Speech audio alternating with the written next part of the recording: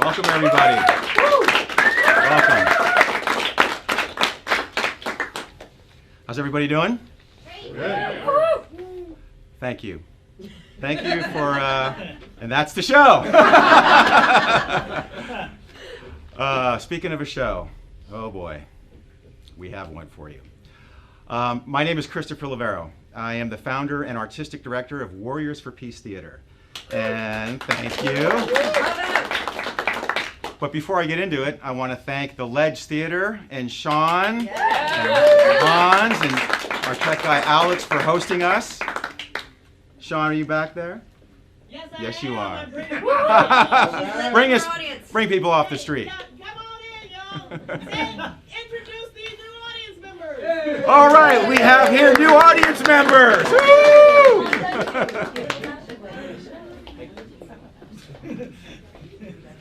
I'm just going to chat for a minute and give our special guests a moment to settle in.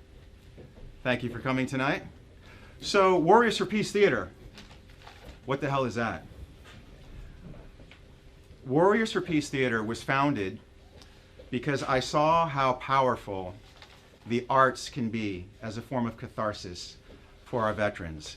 Veterans who have post-traumatic stress disorder, trouble reintegrating back into civilian society after their military service. And a lot of veterans carry with them a lot of trauma, as do many civilians. It's not something that we own. Trauma is trauma. But the arts, I have found, was extremely cathartic. When I returned from Iraq, I'm a combat veteran, I had acute symptoms of PTSD. And you've probably heard that statistic that 22 veterans per day are taking their lives. By this time, tomorrow, 22 veterans will be dead from suicide. I was almost one of those statistics. One night I was self-medicating and I had a loaded Glock pistol in my mouth and I started to pull the trigger. Something brought me back from the brink, and for the next 10 years, it was a journey to find healing and catharsis. And I didn't really find it until I found the arts. So I wanted to share that powerful form of catharsis with my fellow veterans, and that's why we have Warriors for Peace Theater.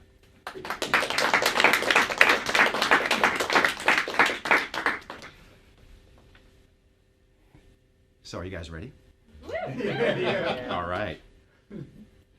I forgot my notes, so I'm going to do it off my phone. We have 10 veterans today with a very, very extensive background, a very impressive background. So our first veteran is an Air Force veteran by the name of Shannon Corbet.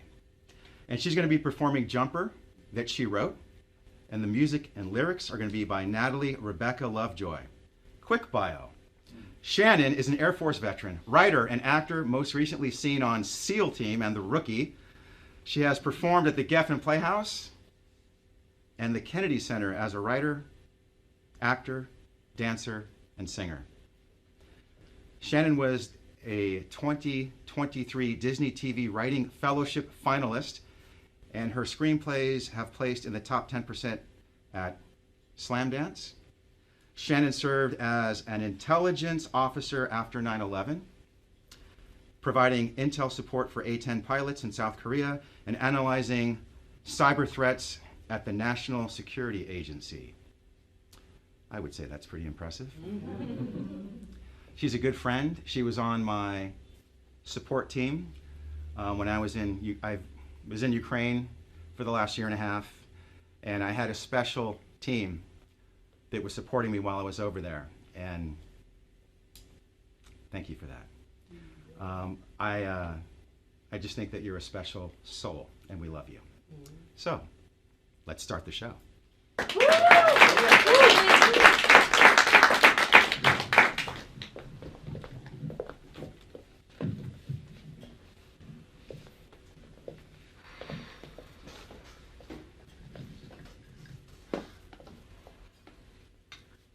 On September 11th, 2001, I was 17 years old and dreaming of being an actor. Then I watched the planes strike the Twin Towers on TV with my mom, and I went to school. And I remember how quiet it was on campus that day. Like the rest of the world, we were all in shock. As the news trickled in about the Pentagon and Flight 93, I remember one of my history teachers coming up to me and saying, "They're going after our government." I couldn't even comprehend what that meant. In the next few weeks, we heard rumors about intelligence failures. We learned about the terrorists who claimed responsibility for the attacks. And we watched teachers be recalled to active duty. It seemed to me that heroes were exactly what America needed. All my life I've loved these stories of myths and magic. Those with powers to turn the world from dark to light. I thought villains were bound to paper, never thought they'd be real and at our door. But I am no one to face them try as I might. Still everyone all around me is praying, wondering if we are safe and saying what we need now are people who can fight. Maybe I could be brave. Maybe I could be strong. Maybe I'm more than I've ever shown. I just need a leap of faith.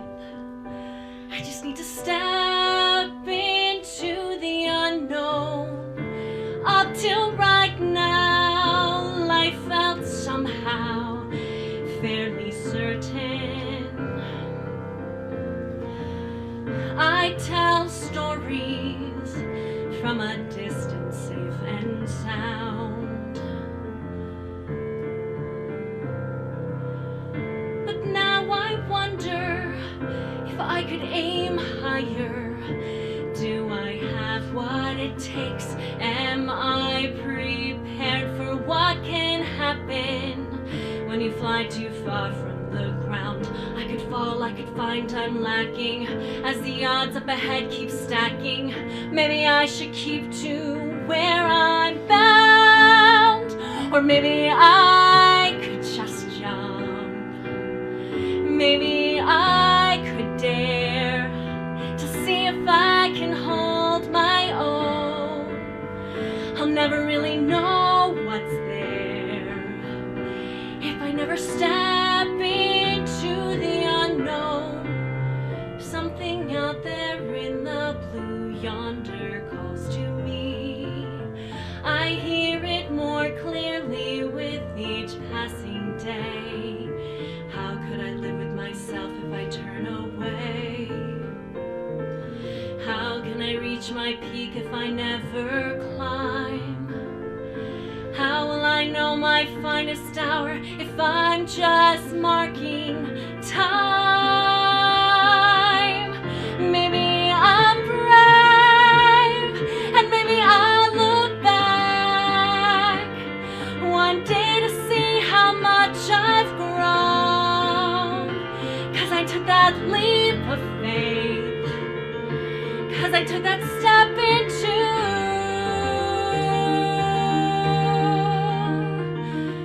the unknown.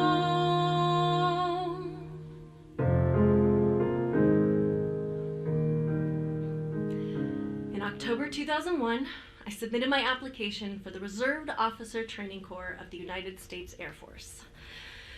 The following year, I joined the first class of cadets to volunteer for military service after 9/11. On day one of training, I learned about a competitive summer program called Free Fall, where cadets had the opportunity to earn their jump wings. 5 jumps, no static line, no tandem expert strapped onto you. You pull your own ripcord if you can get into the program. I thought to myself, that's gonna be me. Then I failed my first physical fitness test. Yeah, it was all uphill from there. My feet pounded the pavement of Southern California while my peers went to parties. I had to build my strength in a way that I had never done before, never even imagined. Push-ups, sit-ups, sprints. More than that, free fall required pull-ups, a feat only 1 in 100 women can do. I was being flooded with a fire hose of aerospace studies, adapting a military mindset and all the standards and procedures that go along with it, the protocols, the orders, the discipline, learning how to respond to high-stress environments, being yelled at, being rushed, trying to think with all the chaos around me. I was in it. I was deep, and I was loving it. For the first time in my life, I wasn't just surviving. I was thriving. I was rising to the top of my class. I was backing up the hope that I'd had for myself and the humility I'd gained from that first failure with action. I wasn't going to settle for anything ordinary. I wanted to be the best. And I was. I earned my spot at Free Fall, and I took my orders to the high altitude of Colorado Springs, where I learned my training was just getting started. For days, we had to drill that pre-jump checklist so that we would be able to remember it even if we were terrified. We face the rear of the aircraft at Free Fall. The right hand braces the inside of the door, the right foot braces below, left hand comes outside the door of the airplane. Left foot braces below. They don't really give you a chance to look down, but it's kind of hard not to. The entire left side of your body is literally hanging out to the side of an aircraft. Right hand, right foot, left hand, left foot, over and over and over.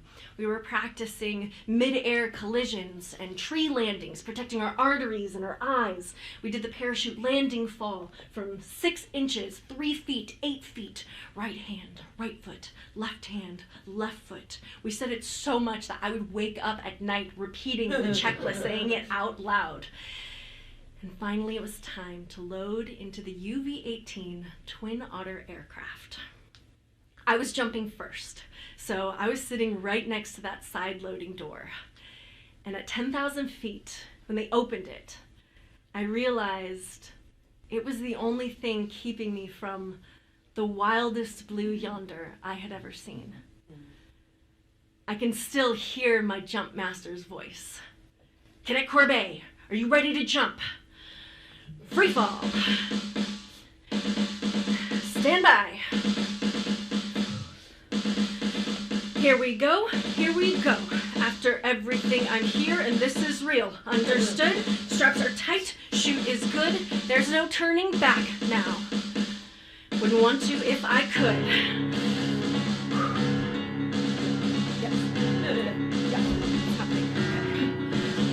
So when he says stand in the door, I take a breath and count to 4. Just keep your mind on what you know and not so much on what's below. It could go wrong, but not today. Then suddenly I hear him say his final words, and here we go. Right hand, holy shit, right foot, this is it. Left hand, about to rain, left foot from a plane. Oh my God. This is it.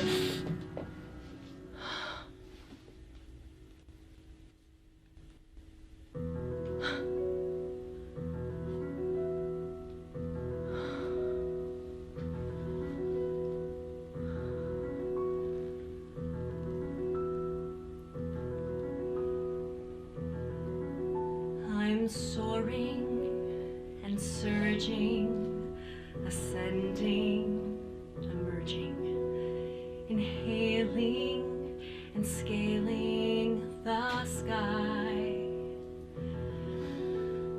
waking and rising and swiftly realizing how much I've been aching to fly. Swirling and swelling, expanding, excelling, like bursting through an invisible wall. No, it's not like falling.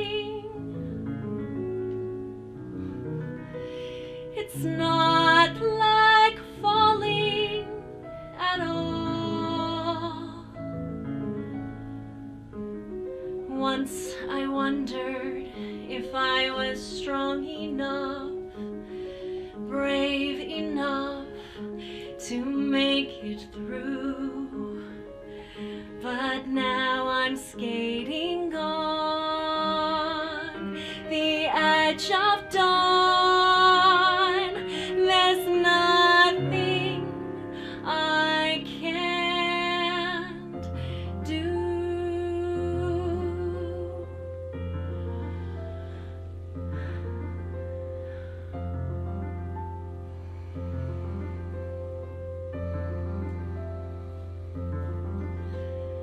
Breathing, allowing, trusting, and vowing to not ever leave this behind.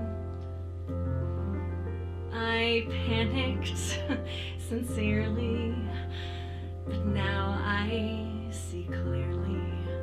The fear was all in my mind,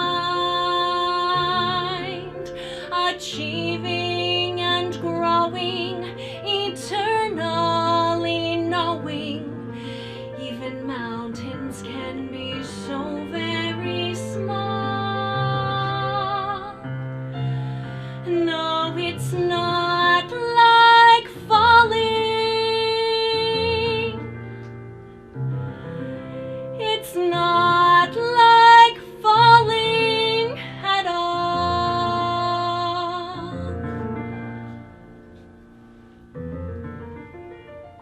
I will never forget sitting beneath a perfect canopy as the sunrise painted golden brushstrokes across the Colorado skies.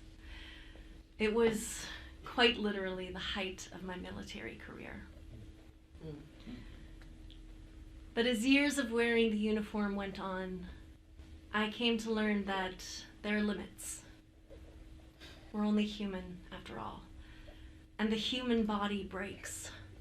Tendons tear, and metal shreds flesh, no matter how smart or strong or lively or young you are. And it isn't just the body, the heart, the soul, they're not meant for war. By the time I completed my service commitment, I did not feel like a hero. When your friends come home in boxes draped with flags, when you can no longer tell the difference between the enemy and the innocent lives they hide behind, it's hard to even fathom what that word means, hero. And I know I'm not alone in this because I've spoken with so many veterans, men and women who have served in combat, search and rescue, medical fields. So many of us feel like we just came up short somehow. But there is something else that I've learned. So many of those veterans continue to serve after their service. They're taking part in their communities more than our civilian counterparts. They visit the bedsides of hospitalized brothers and sisters in arms. They respond to disasters. The evacuation from Afghanistan, the war in Ukraine, our veterans were there. They lift each other up. They rebuild worlds that have been leveled by war. Sometimes they just pick up the phone and call, see how you're doing. And some days a call like that, it can save your life.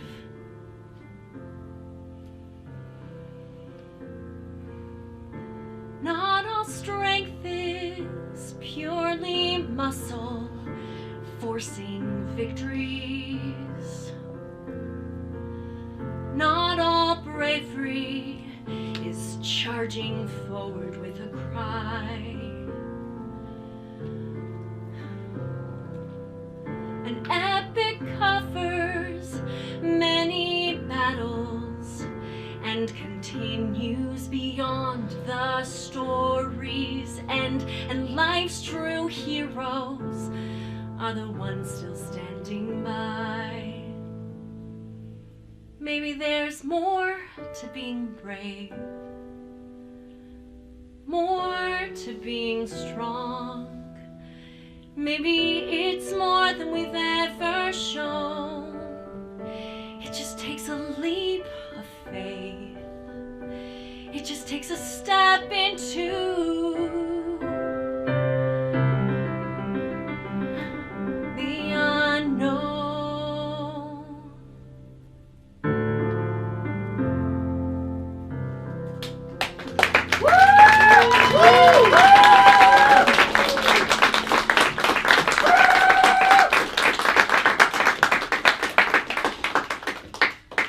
Damn it, Shannon, I can't host this thing if you're making me cry. And I don't know why I'm crying. I mean, some of the things that she said were so touching, the incredible talent, the beauty of the words. Yes, more of that, please. Are we all in agreement that we're off to a pretty damn good start? Hell yeah. All right. Thank you. Our next veteran is Brenda Garcia, and Navy veteran, correct? Yes. Yes. Do we have anyone in the Navy here? All right. All right, we did this last week. Okay, now I want you to lie to me. When I say, are there any Navy veterans in here, I want you to all cheer. Are there any Navy veterans in here? Okay, Brenda, you are going to be performing excerpts from Udinun Munzel. Dina Menzel. Menzel. You just excluded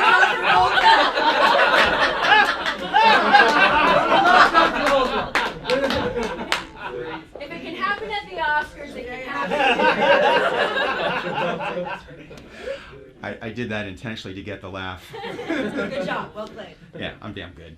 And she's going to be doing a song from Rent. So, Brenda has another very unimpressive bio.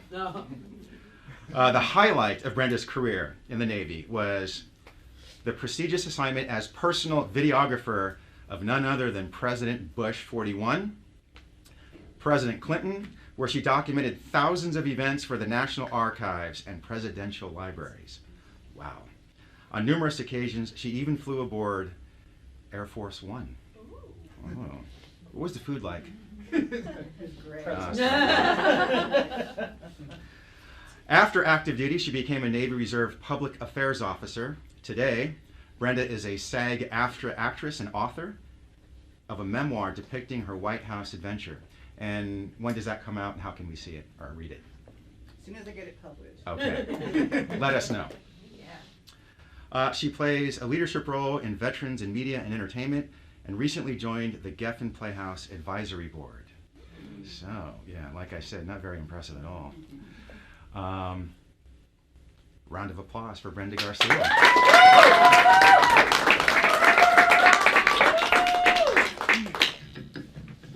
There's a lot of musical theater fans, I can tell. Yeah. Yeah. Okay. Rent. It was my very first show. It was my first big break. You know, down in back in New York City, down in the Village. It changed my life. It really did. Finally, someone seeing something in me, hiring me, believing in me. And that man was Jonathan Larson, the composer of Rent. He wrote a show about love, about loving whoever the hell you want, embracing the moment, not taking things for granted, not taking people for granted, trying to be present, and living each day as if it was our last. He didn't stay with us very long. We lost him early in the process. It was the night of our first audience, and we were supposed to be at the theater at 3 o'clock. And we get a call to come a little bit later. Jonathan Larson had passed away in his apartment downtown. It was all so crazy, you know. He was a struggling artist, just like the rest of us. So this whole thing was always so bittersweet about that. He never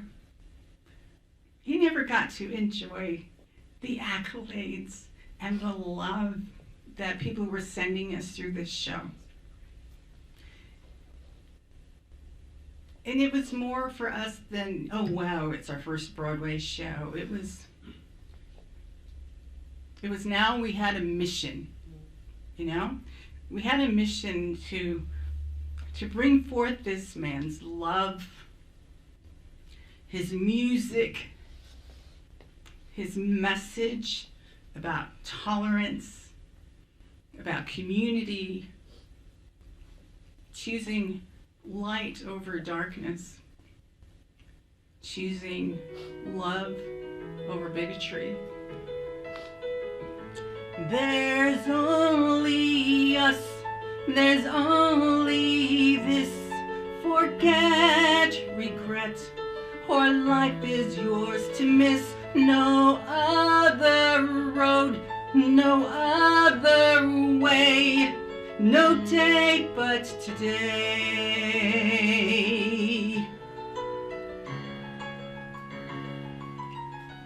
There's only now, there's only here. Give in to love or live in fear. No other path, no other way, no day but today.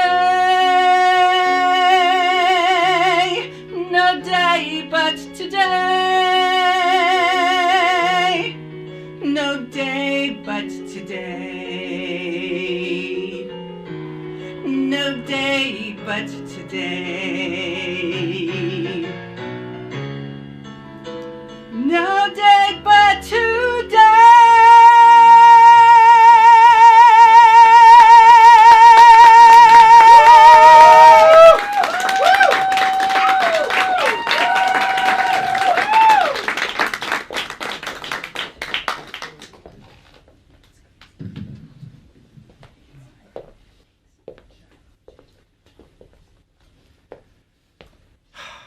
Thank you, Brenda. Stop making me cry. There's going to be a lot of that tonight. I just have to say that, something that you said just resonates, I think, with all of us, which is live each day as if it's your last. You know, we only have the present. So love each other, and love yourself. Amen. Thank you, Brenda. One more time. And you know, on a serious note, names are important. And I do apologize for not pronouncing that name correctly. John Travolta did the scene. No, I'm being serious. He did. He really did. Yeah, but he probably had time to rehearse it and get it right. I'm looking at this going, Don't it's... beat yourself up. Actually, she wrote me a little note. It's pronounced, and she spelled it phonetically, and I still screwed it up. I'm gonna make you watch Rent. Yeah, we all are, yes. And John Travolta. Yeah. Please don't. If you had Girls. Okay. we need a talk about Rent. So, now we're going to the Army. Anybody here in the Army? Yeah! All right. Lie to me better than that. Anybody in the Army? Yeah! Yadana Daniels. She's going to be performing Sonji from Fetch Clay Make... I'm sorry, the name of it is... I'm going to get this right. No, I can't screw this up. It's just the name of the play. Fetch Clay Made Man. Correct? Make man. Fetch Clay Make Man by Will Power. So, Miss Daniels is an actor, a screenwriter, and a voiceover artist who served in the Army National Guard as an administrative specialist in military intelligence during the Gulf War. She began her entertainment career in Houston, Texas, while working as a NASA contractor, appearing in television commercials, industrial films, voicing radio ads, and performing as a stand-up comic. So you do actually do it all. Yadana currently voices characters in podcasts and appears in episodic television as well as commercials. So if you think she looks familiar, that's why. She holds an MFA in TV and screenwriting from Stephens College and writes sketch and stand-up comedy along with half-hour and one-hour TV pilots. And sorry, there's always this one actor that steals the show. She stole it last time, and I think she's going to steal it again. Please, let's welcome Edana Daniels. Mr. Clay will honor us with a recitation of his classic poem, I Am the Greatest.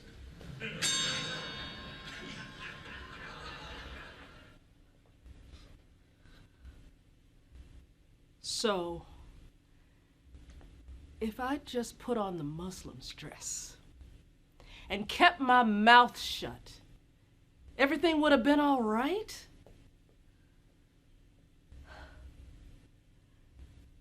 Cassius, baby, I'm so much more than that. I have so many parts of me that I want to share with you. And I can't go back.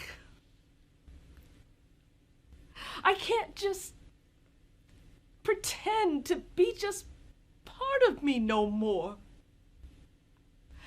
I gotta bring the parts of my life together, baby. And I can do it.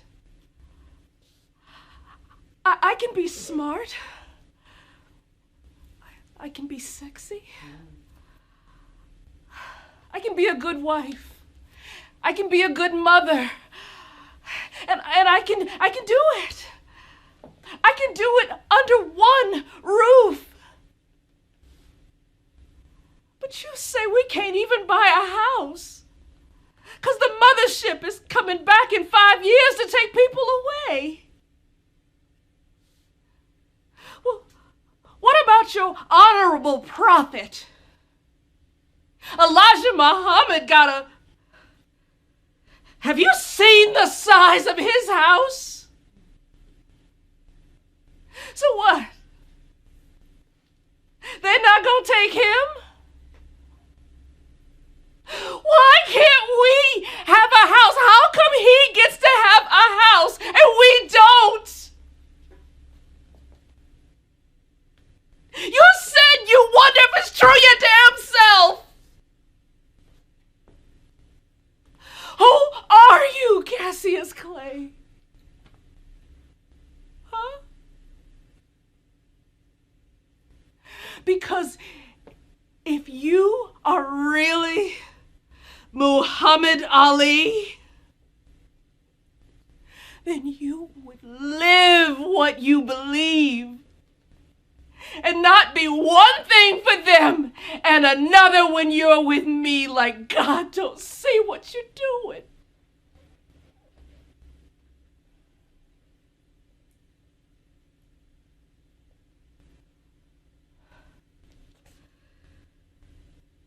So you want me to leave?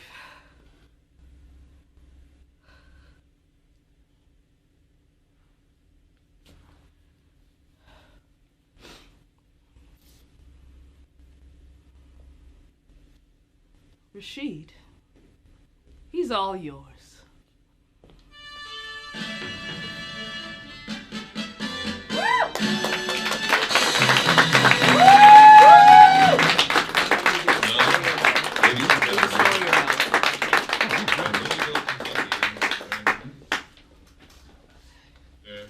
Cassius, Marcel. So this was a monologue taken from Fetch Clay, Make Man.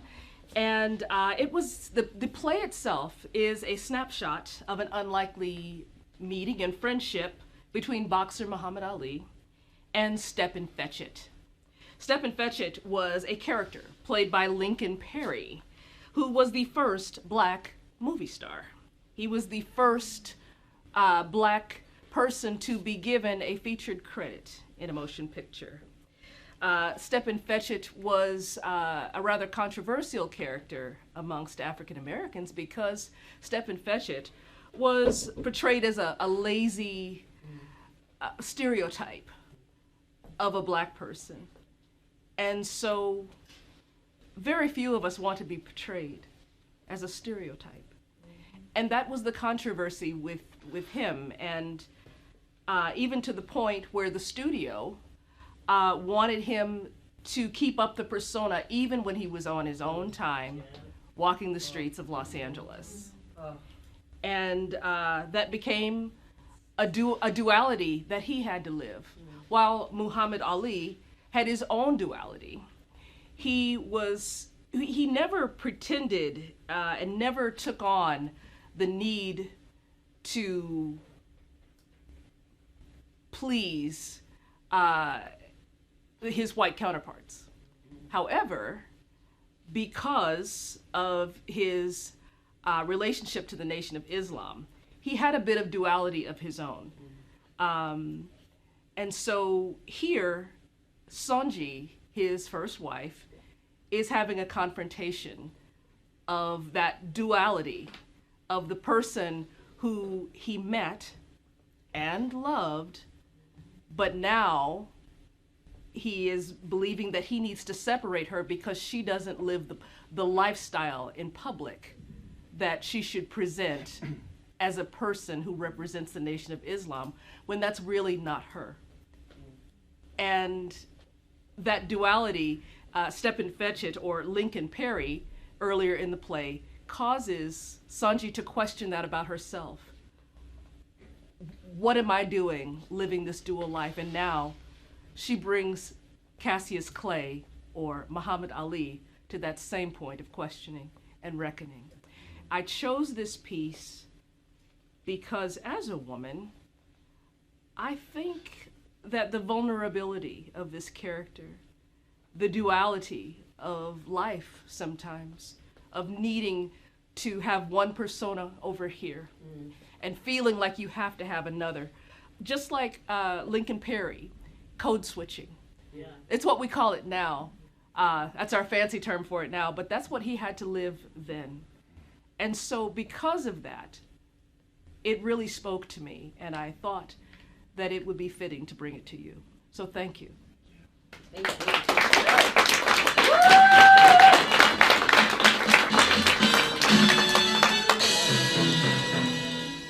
Well, I told you she was going to steal the show. Yeah, all three of them. Yeah. We have some powerful women here tonight. Yes. Actually, when I was doing the order, I realized, oh wait, does it look odd that all the women are first? Yeah. And then should we switch it up? That's good. And then tech people said, no, because you're going to screw up the order of our music. Thank you. Okay. Next. Is anybody here in the Army? Yeah! All right. You must be in the Marines. Okay, our next veteran is actually an airborne ranger. And he will be performing Cassius from Julius Caesar by Will Shakespeare. Never heard of him. Guess you didn't have a problem with that. Who? Shakespeare. That's how it is, right? Okay. Tim is an actor who lives in Los Angeles. He's proud to have served as an Army Ranger and in the Old Guard. I was recently in D.C. Does anybody here, not you, does anybody know what the Old Guard is? Yes. Please tell us. Those are the soldiers who guard the tomb of the unknown the unknown soldier.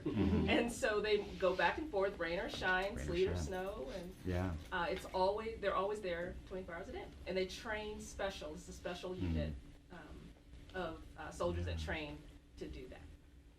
Yeah, that was perfect. I couldn't have explained it better myself. And they're called sentinels.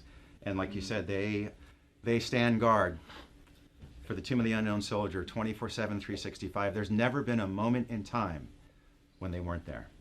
And so he was not only an elite Army Ranger, but he also had the honor of serving with the Old Guard. Wow. Yeah, I know, not in a very impressive group. Wow. I saw them last year. Wow. There, if you haven't been, it's worth it to take a trip to DC. It's at Arlington National Cemetery. Okay. Tim's love for acting came after the military while studying at the Studio Theatre and the Shakespeare Theatre at the Folger in Washington, D.C., and he fell in love with Shakespeare's words. And then again, with Louise Rodager, she's Warriors for Peace Theater's Shakespeare coach. And Christopher Loverro's Warriors for Peace Theater Shakespeare. Oh, that's me. So, Caesar, you have the forum. Yep. Yeah.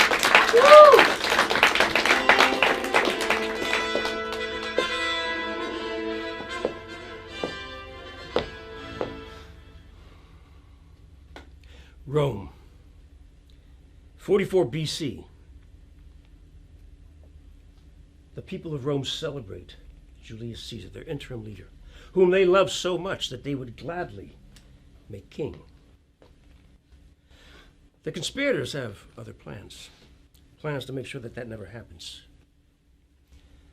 Cassius, a Roman general and senator, talks to Brutus in hopes of persuading him to their side, their cause.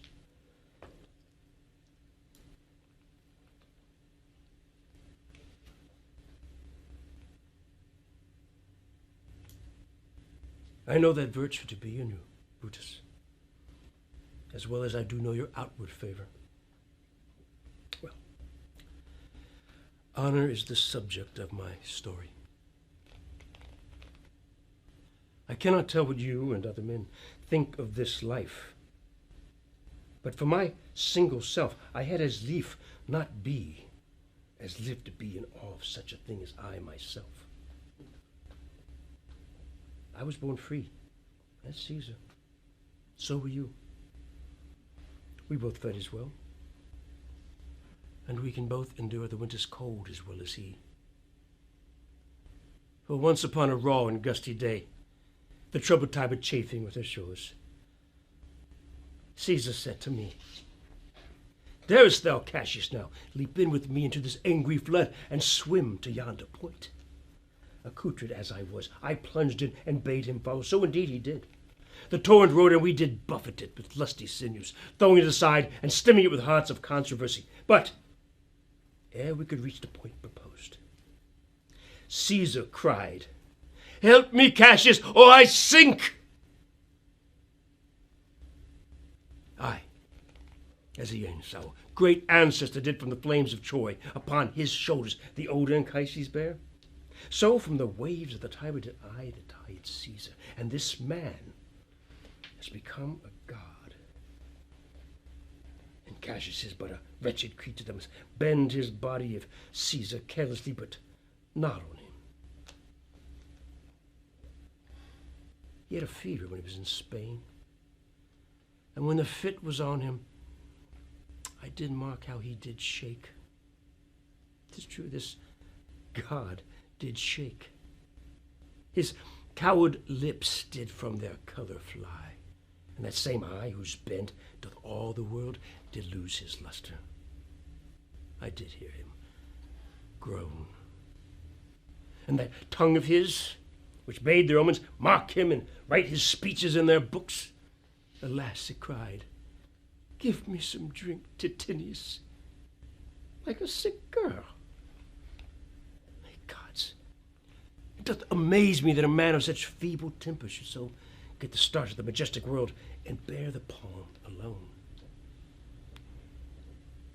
Why, man, he doth bestride the narrow world like a colossus, and we petty men walk under his huge legs and peep about to find ourselves dishonorable graves. Men are sometime are masters of their fate.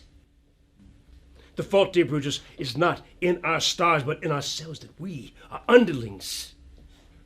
Brutus and Caesar. What should be in that Caesar? Why should that name be sounded more than yours? Write them together. Just as fair a name. Sound them, it doth please the mouth as well. Weigh them, it is as heavy. Conjure with them. Brutus will stir a spirit as soon as Caesar. Now in the names of all the gods at once, upon what meat doth this our Caesar feed that he has grown so great? Age, thou art shamed. Rome, thou hast lost the breed of noble bloods.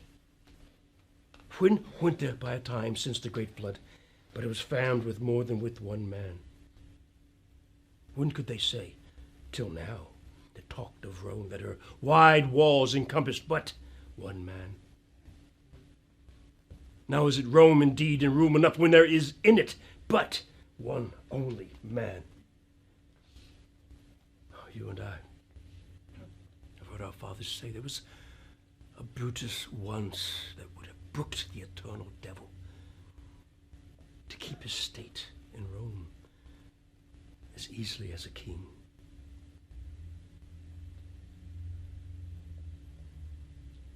And Caesar never became emperor of Rome.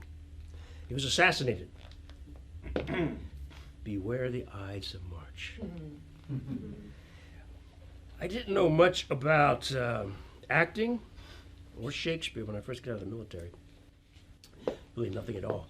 And I didn't first start studying Shakespeare until I went to the studio theater and took a classical scene study class with Joy Zinnemann, who all the rumors were that she was just as tough as nails, rip your fucking balls off acting teacher at the studio theater. And that's when I said, she's like a drill instructor. That's my teacher right there. I could associate with that. I needed someone to bust my balls.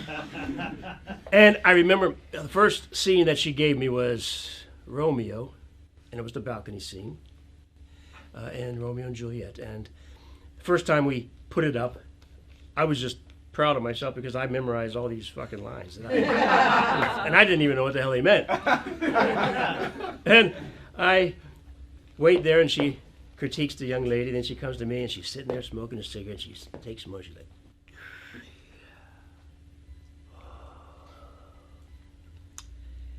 Tim Abell, I didn't believe a fucking word you said. And it sounded like you were just saying lines you barely learned. And she was totally right. I mean, I was just like, and I needed some inspiration from somewhere, and before I had to put it up again for her. And someone recommended me to go to the only theater. It was a one-man show, a Shakespearean actor who I had never heard of, and he was from the Royal Shakespeare Company, Ian McKellen. And he was doing acting Shakespeare. I don't know if you've seen it. If you haven't, you gotta go on the YouTube and watch it. But I bought a ticket, front row center, and I just needed to be inspired by something. I thought, well, okay, maybe this will be it. So I sit down there, and man, once the curtains opened and he came out, I was just blown away by it just flew by. He sat down on the stage in front of me and talked right to me as he was telling his stories, his anecdotes about the Royal Shakespeare Company, going from monologue to anecdote to stories about the actors he worked with. And it was just brilliant. Well, halfway through, he talks on his Romeo that he played at the Royal Shakespeare Company and talked about how he played Romeo, and the balcony scene always got the most laughs. And he says, and it was by design. He goes, I looked at Romeo. He was a young, silly, love-struck boy. And I played him that way. And boom, it hit me in the head. I went, oh, okay, I can apply this to my Romeo. So when I put our scene up after working on it for the week, I thought I was hearing something like giggling and laughing. I think, oh, I'm onto something. Maybe this is working. Oh, maybe this is good. And the next thing I heard a guttural laugh, and it was Joy Zinnemann. She was laughing. I went, fucking bingo. And basically her note after it when she looked at me was, she goes, Tim Abell, I fucking loved your love-struck, goofy Romeo. He was full of testosterone and love, and he was just silly as all get out. Great job. And I was like, oh, right. And it was the beginning of my love affair with Shakespeare's words and Shakespeare's plays and sonnets. But it was also my beginning of, I said, man, this acting thing might work out. You know, I want to give it a shot. And I was reignited with Shakespeare again, through Chris Loverro and through Louise. And also through my Shakespeare sensei, Mark Dacascos, who's out here somewhere. And who, yeah, he's a hell of an inspiration. And Mark, am I in second circle? Hi. Okay. He is a true inspiration to me. And yes, you were asking me. Yes, he is Zero from John Wick. okay? I knew it, I just didn't want to say anything.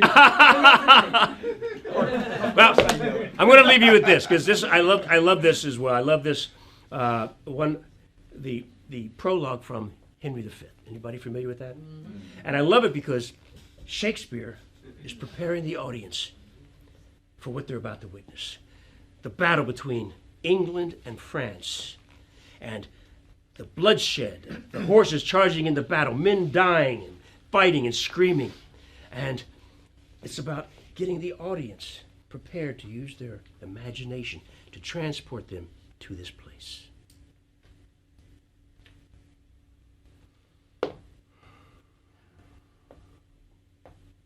Oh, for a muse of fire that would ascend the brightest heaven of invention,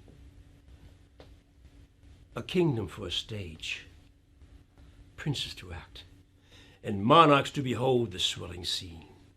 Then should the warlike Harry, like himself, assume the port of Mars, and at his heels, leased in like hounds, should famine, sword, and fire crouch for employment. But, pardon, gentles all, for this flat, unraised spirit that hath dared on this unworthy scaffold to bring forth so great an object. Can this cockpit hold the vasty fields of France? Or may we cram within this wooden O the very casques that did affright the air at Agincourt? Oh, pardon, since a crooked figure may attest in a little place a million. And let us ciphers to this great account on your imaginary forces work. Suppose within the girdles of these walls lie two mighty monarchies, whose high upreared and abutting fronts the perilous narrow ocean parts asunder. Piece out our imperfections with your thoughts. Into 1,000 parts divide one man and make imaginary puissance. Think, when we talk of horses, that you see them printing their proud hooves in the receiving earth. For 'tis your thoughts that now must deck our kings, carrying them here and there, jumping all time, turning the accomplishments of many years into an hourglass, for the which supply admit me, course, who prologue like your humble patience pray, gently to hear, kindly to judge our play.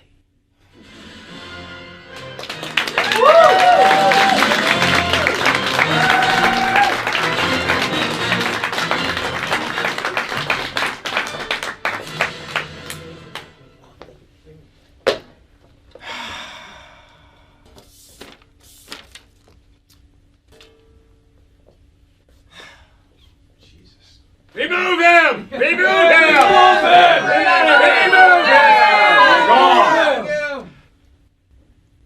That comes later. We were ready. We were ready. First,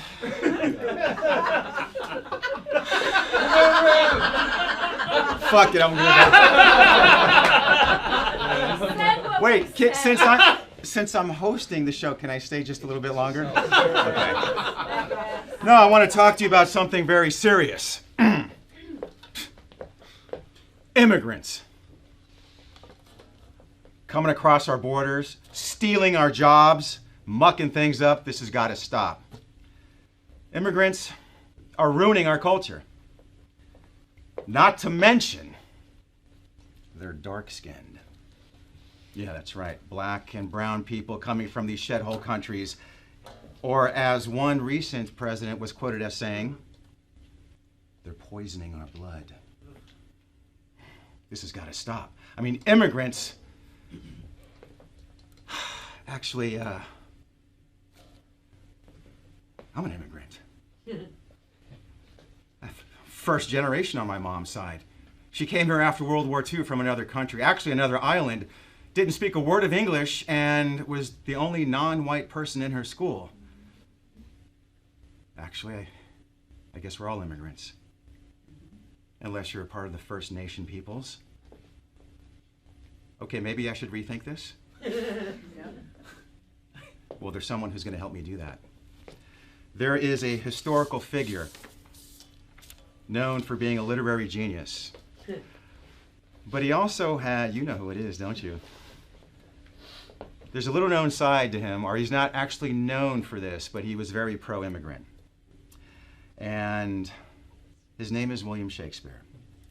During one of his collaborations, he wrote 147 lines of verse for a play called The Book of Sir Thomas More, where he wrote a pro-immigrant speech pleading to our humanity and begging us to not see immigrants with scorn, but with compassion. This is based on a historical event that took place 600 years ago on May 15th, 1517. It's known as Evil May Day. And it's a time when immigrants were coming to the British shores for a better life and for opportunity. And these immigrants were referred to as strangers in this monologue. And they were attacked. Their homes were looted, and they were blamed for stealing jobs and corrupting the dominant culture. Sound familiar? They were attacked, their homes were looted, and they were blamed for stealing jobs and corrupting people. They were seen as the other, and they were scapegoated to justify the violence against them. So Sir Thomas More, who was the equivalent of a sheriff, faced off against the crowd, trying to stop them. And he did it by appealing to their humanity and trying to get them to see the plight of the immigrant and to walk in their shoes. It was a plea for compassion and humanity. So much so that the Queen's censor banned the play, and it was banned for 400 years. Which is why I, of course, am gonna fucking do it. Bravo! No,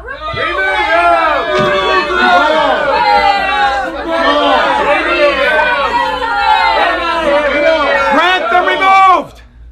Grant them removed. And grant that this your noise hath chid down all the majesty of England.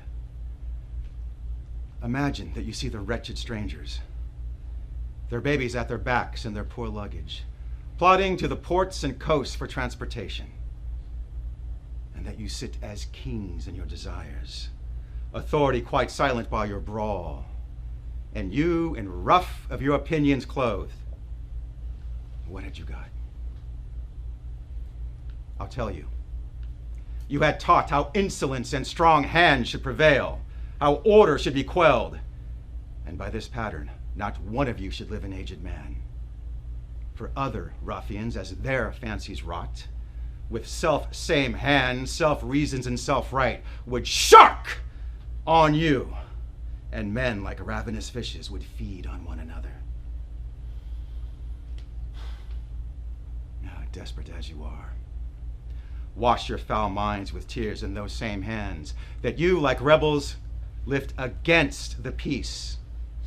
Lift up for peace, and with your unreverent knees, make them your feet to kneel to be forgiven.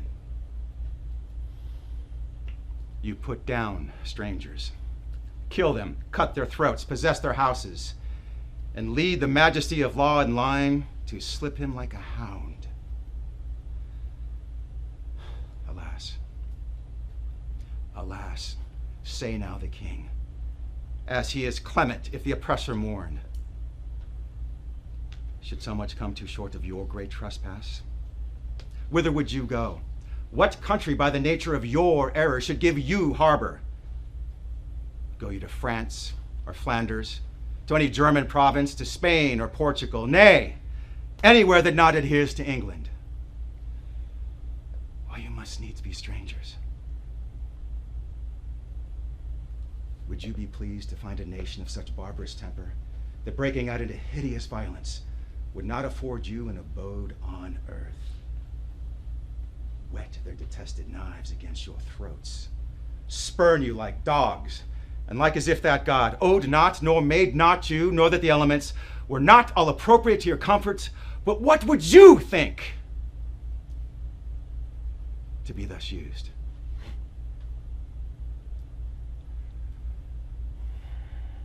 This is the stranger's case.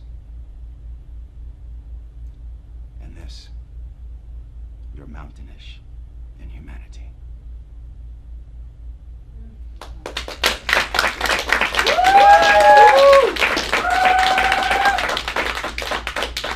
All right. Thank you, Christopher Loverro. That was fantastic. Okay. Is there anyone in the Navy here? Yeah! You, sir. Are you in the Navy? I was. You Yes, were. sir. You're a Navy veteran? Yes, sir. All right. And your name is Mr. Bill Payton? Yes, sir. All right. Bill is actually a dear friend of mine. He's been a part of Warriors for Peace Theater since the beginning. And when I first got here, we were in a play together. When I first moved to LA, we performed on stage together, and here we are all these years later. And I'm so glad you're a part of my journey, our journey. So, you were going to be performing something from one of my favorite playwrights, August Wilson. The character of Canwell from Seven Guitars.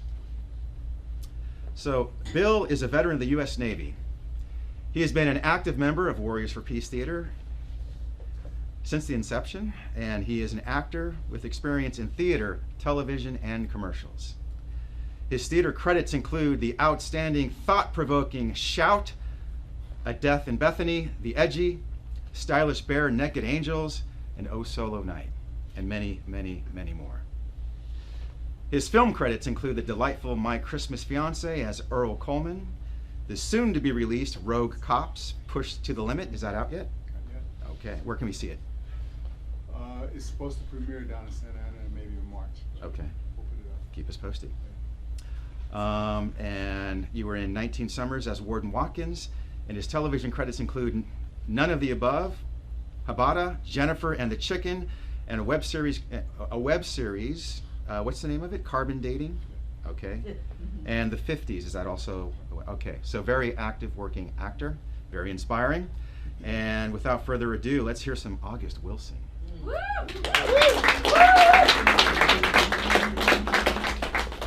Death don't have no mercy in this land. Canwell, me and Floyd gonna get married.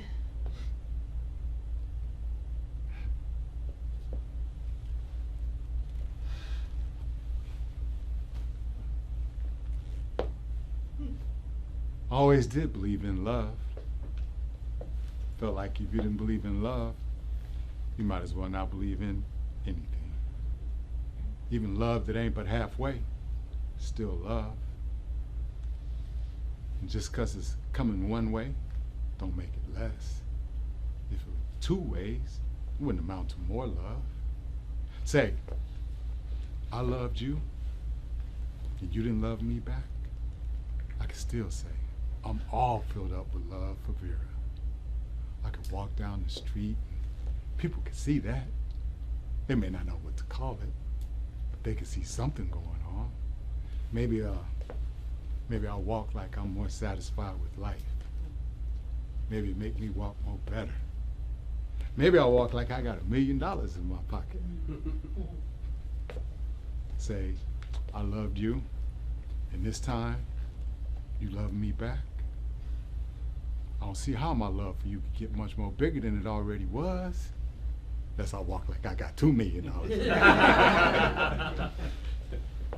You know, people say, if you don't get love back, they don't count it. But I count it's all the same. You know, some women build their bed up so high, can't nobody get to it. But I know you ain't like that, Vera. You know how to make your bed up high, turn your lamp down low. That's why Floyd don't want to lose you. So I guess you and Floyd ought to go on and see what you can make of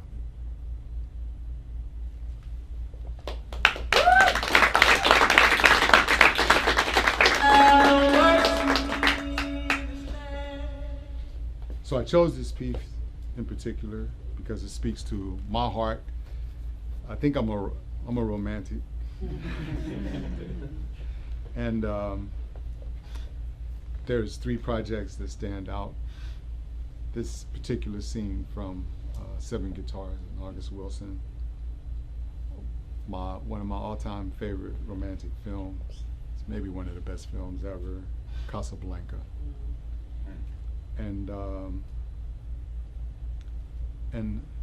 The Color Purple, and the love between Suge and Celie. And so what I submit to you all is that love is not possessive. It does not come with a title or ownership papers or a set of keys. You don't own anybody. And true love, to me, is your willingness to love somebody so much that all you care about is their happiness. And what Canewell was telling Vera is that he'd always love her, but her happiness, that he understood, and she would be happier with Floyd. So he let her go. And at the end of Casablanca, Rick loved Ilsa so much, he put her on a plane with another man and guaranteed their safety, because that's how much he loved her. And Celie told Suge in The Color Purple that she loved her so much, how could she take her happiness from her? Why would I do that? If you're happy being with somebody else, then go be happy. I'm gonna love you anyway. I say all of this because I think if you talk about love across the board, you have to think about sacrifice. You have to think about giving to others. I think that's very important. And the reality is, hate can't drive out hate. Only love can do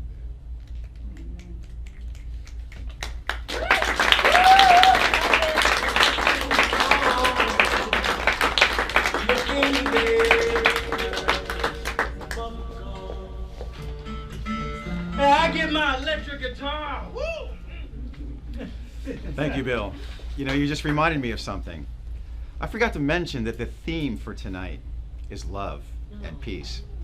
Did I actually forget to mention that? Yeah. You know, I'm pronouncing names wrong. I'm like, Remove him! Romans, countrymen, and lovers, hear me for my cause. I actually played Brutus before. Thank you, Bill. Multiple times? That's right. And also, before I forget, speaking of love, we're going to be performing Romeo and Juliet, a condensed version of it, on March 25th. Oh, I'm sorry, Sunday, March. Oh, no. I think it's Sunday, March 24th or 25th, whatever that Sunday is, at the West Side Ballet. 24th. Okay, thank you. Check out our website. We will be posting it then. In fact, can I make a plug for the company? All right. Absolutely. Check out our website. It has a lot of testimonials where veterans talk about how this work has been so impactful for them.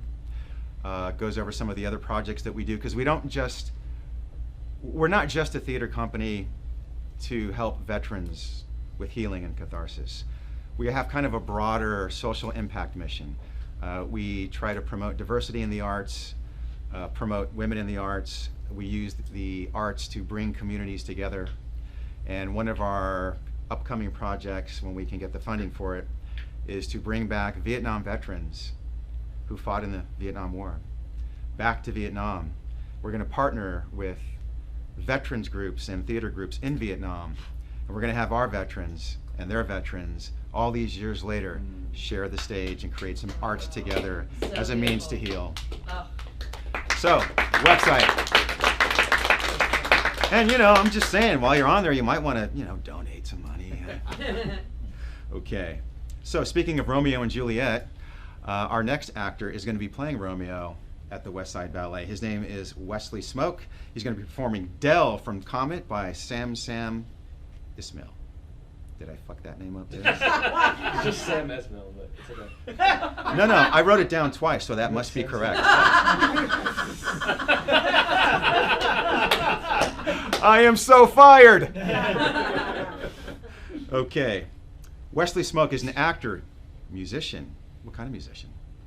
I do a lot. He does a lot. Guitar and I sing. Oh, awesome. Next show, you'll have to do that. He's a filmmaker, and do we have any Marines in the house? Oh, yeah. Oh, that was pathetic. Do we have any Marines in the house? That was just a little more pathetic. Yeah, he's a Marine.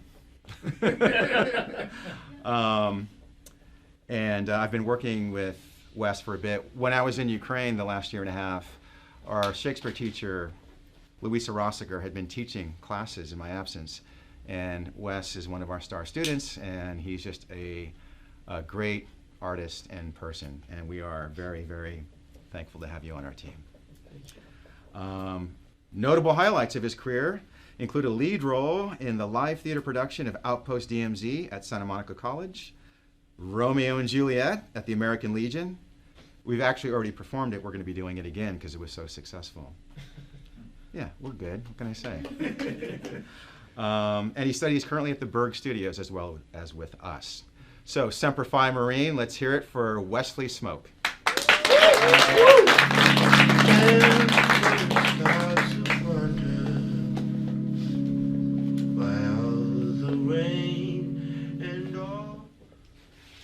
Whoa. You're pregnant? I almost proposed to you. You know when we were in that hotel room in Paris? I even had the ring picked out. I had it with me. I was going to give it to you, and then I took it and I flushed it in the toilet. I keep replaying that moment over and over again in my head. I feel like I'm in the wrong world. Because I don't belong in a world where we don't end up together. I don't.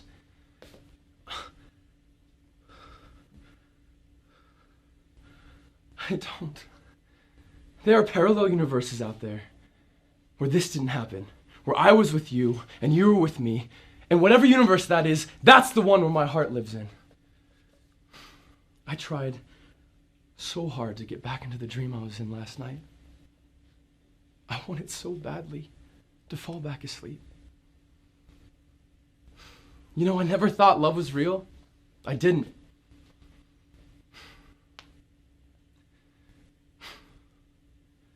I didn't.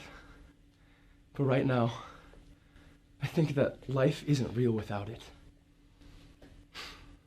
That sounds like a stupid greeting card.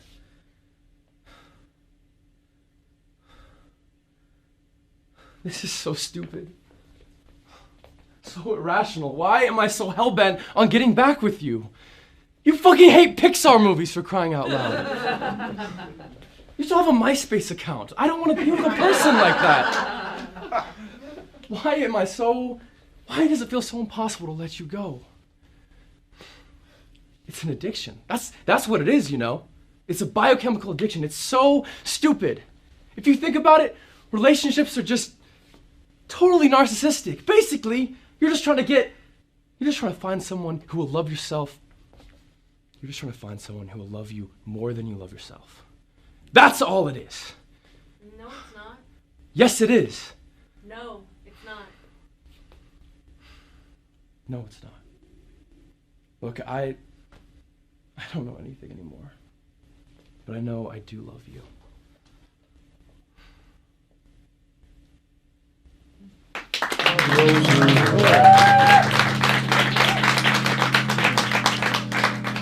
Hello, everybody. I was a little nervous, I'm sorry. Don't be. But I chose this piece because I think it talks about love in a way that I really relate to. And I think that we all kind of see different scenarios playing out with people in our lives, and we hope things could have turned out a different way. But you have to realize that what is right in front of you is for you, and you just have to keep moving forward and just embrace what you have. And that's all I have for you.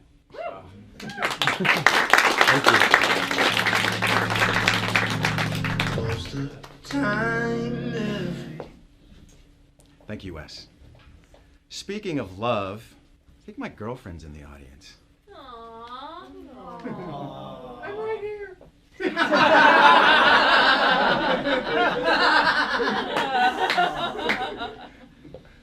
Okay. We're close. Hey, don't judge. All right. Another one of my favorite human beings is about to come on stage. Paul Allen Dixon, an Air Force veteran. Let's hear it for Paul. Paul and I have also had the honor and privilege and thrill of sharing the stage together. We were both in the production of Julius Caesar. So who did you play? I forget which character you played. Flavius and Cicero. Okay, Flavius and Cicero. Okay, we're going to remount that probably later this year. We'll see. We're also going to be doing a film adaptation of Julius Caesar. Okay. George Bernard Shaw. Yes. Major Barber. Okay. Love that play. Originally from Alabama, which is where I went to basic training, Paul has had an extensive acting career that includes theater, on-camera TV, and film credits and sketch comedy. His breakout role was on Perry Mason, HBO, as a reoccurring character. Is that still? No, it's got canceled. Got canceled? Okay, but you were fucking. Not my fault. You were fucking awesome. Wasn't because of him. Other notable works include Minx, All Rise, and The Young and the Restless. So you are seeing his face on TV. Another working actor, very inspiring. His theater works include The Tempest, Peer Gynt. Who wrote that? Ibsen. Okay. The Pillowman, A Child's Christmas in Wales, Julius Caesar, and Twelfth Night. Paul, stage is yours, brother.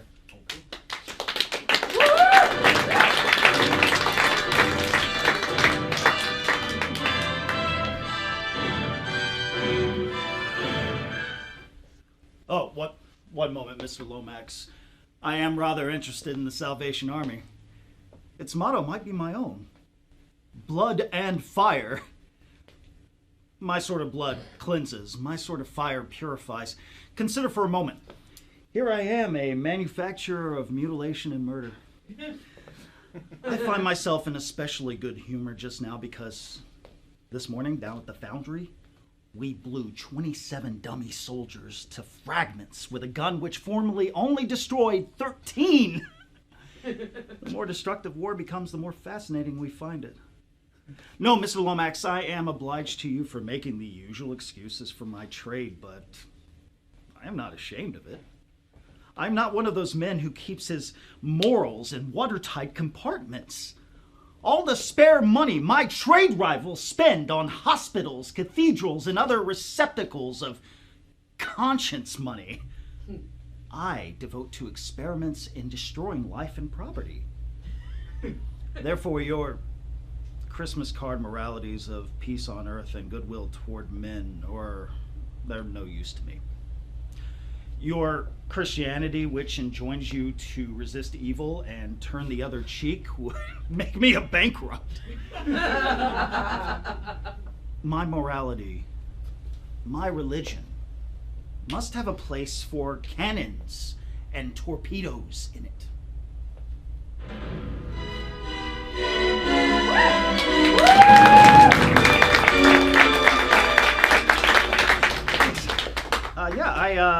I know the theme is love and peace. What does that have to do with? So I thought about it. I'm like, in a way, this is a reason to want to embrace peace more, because someone like this shouldn't exist in our world. Someone like this who has the capability of destroying life and destroying the people that live in it, that make them money. And I think it's a cruel twist of fate that someone like that is kind of in charge of the world. And I think it's even more of a reason to go out and vote in 2024. So it's just something that really spoke to me. And yeah, thank you for having me here.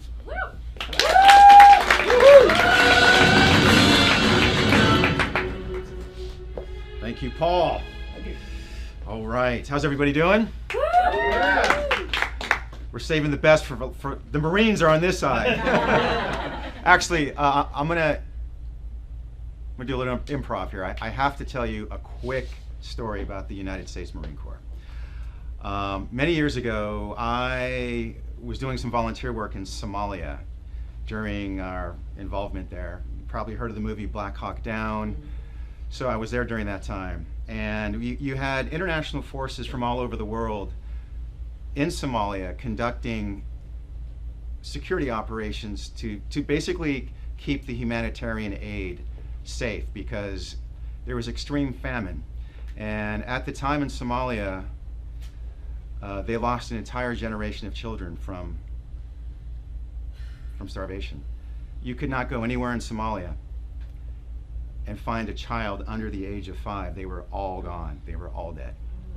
And so you had all these military forces coming in, including the United States Marines. Now the Marines are basically one gigantic infantry unit, right? Their job is to find, fix, and finish the enemy. Their job is to fight close quarter, right? They're the infantry. The Marines do that as good as anyone in the world, right? They really, their reputation is deserved. They are an elite fighting force. However, no, it's a good thing. So you had all these international forces showing up to do this humanitarian mission, and they just couldn't quite get it, right? They were still like, we gotta go kill people. So the US Marines, an elite fighting force, showed up, and they just showed compassion. They understood that they're an elite fighting force, but their job was not to kill. Sometimes in self-defense they had to, but their job was to save people, to protect people. And so, I'm an Army veteran, and so we like to joke and tease each other, but they are one of the most honorable institutions in the world. And we have a Marine coming up who I don't even know where to begin. I love this guy so much. Steve, Sue, and Shannon, we I think just those two veterans in this group, we danced together with a group called Diavolo, who has a veterans project. And Steve he and I have worked together. We've been in films together. He is an example of what a human being should be, and I love you, brother. So, I still have to read your bio, don't I? What I just said. Okay, Steve is a U.S. Marine veteran, an award-winning filmmaker, and a professional actor, appearing in numerous shows such as NCIS, Lucifer, I saw you in that, you were amazing. Shameless, I saw you in that too, you were amazing. Steve served as an infantry team leader and as a member of STA Platoon with 3rd Battalion 7th Marine Regiment in 29 Palms. So, and he's gonna be playing a character named Ray from Aubergine by Julia Cho. Julia Cho. All right, let's hear it for Steve.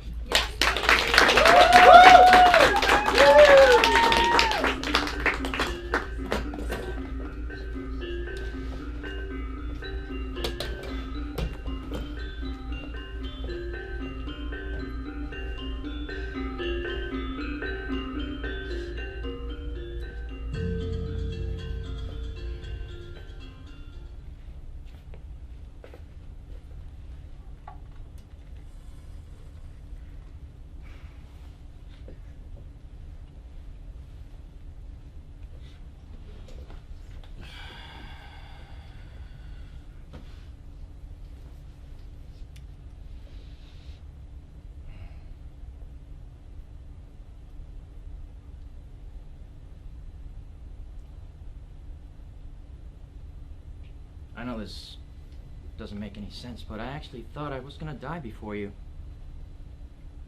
I mean, look at me. I smoke like a fucking chimney and drink a shit ton. Been burning it at both ends as long as I can remember. But you were so disciplined. I thought you'd be one of those sinewy motherfuckers who live forever. 1 beer a day, that was you. You ate your food. Stupid scale. Well, for all I know, you weighed your shit too, huh?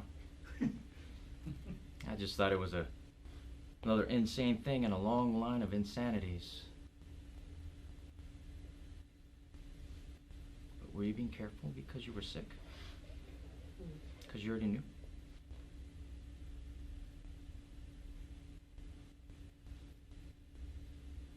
The only thing I was ever disciplined at was cooking. You know, 4 a.m. I'd be in the kitchen, first one in, starting the stock, prepping the vegetables, breaking down the meat. Sometimes I'd just go into that walk-in fridge and just sit there, let the cold seep into my bones.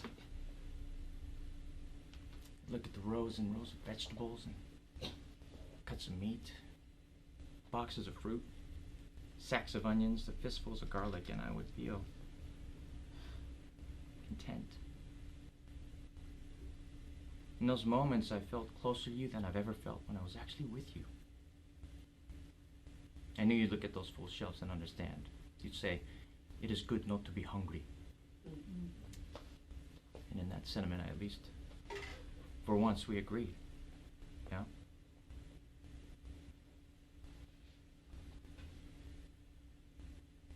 You know that, remember that one night I tried to cook dinner for you? Do you remember that? I just completed cooking school, done my stage in France. I'd suffered and bled, came back all fired up. Wanted to show you what I'd learned. Make you understand how important this was to me. Man, I thought about that menu for weeks. Every scrap of knowledge I'd accumulated, I poured into this menu. I was gonna go all Tom Keller on you. I was gonna astonish you. No. Shock and awe. That's what I was going for. And I was so proud of myself. So stupidly proud of myself. So the meal comes. Do you remember? My 18-course tasting menu meal. And this is what I hear. Interesting. Okay. That's all you ever said. This is foie gras terrine with truffles and a cherry Rainier relish. Interesting. Yeah. This is seared Nantucket-based scallops with lemon, verbena, and sorrel. Interesting. I wanted to kill myself. Yeah. No, actually not yet. I didn't really want to kill myself just yet. It wasn't until later that night, a midnight actually, I came downstairs to find you in the kitchen, eating ramen. Because you were hungry.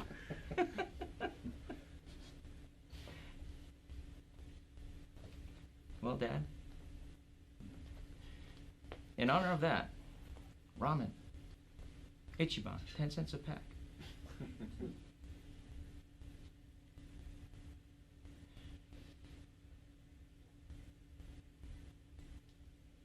I'm sorry I didn't become who you wanted me to be.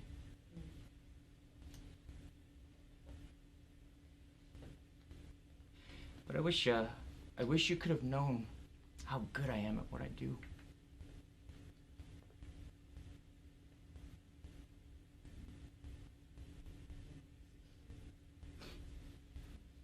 This thing you've been carrying all your life. You can set it down now. I'm here to pick it up.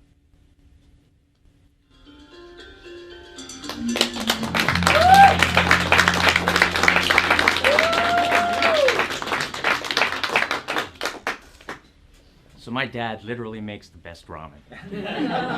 And it's really simple, but it's not simple for people who just, we grew up eating ramen every day. It's just al dente style with, he cracks an egg in there, poached egg, some slices of fish cake, some tofu spongy kind of thing, some seaweed, and some green onions chopped in it. It's perfect. I was born in South Korea, and we moved here when I was 8 years old. And for the first several years of schooling, my brother and I were pretty much the only Asian kids in a school of Caucasian kids. And so I wanted to be like who I saw, who were around me. So I had pretty much put aside my Korean, anything Korean. I stopped speaking Korean. And so when I reached my teenage years, my parents and I fought quite a bit. Shouting matches with my dad, physical fights. He came at me with a knife one time. We really had a very strained relationship, not only because of the generational gap, but because of cultural differences and language barriers. So I joined the Marine Corps. I got to travel around a little bit, and I came back with a renewed sense of like, wow, what we have here is amazing. How privileged am I, and how my parents brought us here, and they worked their asses off to support us. And so since my early 20s to probably my late 30s, I really wanted to reconnect with my parents. But the way that I approached that was by having them understand me more. I want you to understand me more. So it was always projecting out about who I am. Understand that I'm this way. And at some point I realized that wasn't their responsibility, you know? So I switched my tactic a little bit, got more in my heart, and I just started to be compassionate and just to show them love. And kind of to follow up on Bill's definition of love, I've come to strongly believe that true love is something that you give without expecting anything in return. And once I started doing that, my relationship with my parents really blossomed. And so I really connected with this piece because I think this character, even though they really butt heads their entire life, in the end, he realizes that what's best to do is show him love. And in return, you get it back in infinite fold. And also, our theme was also peace. And in that, doing that, I found my own peace in myself. Thank you.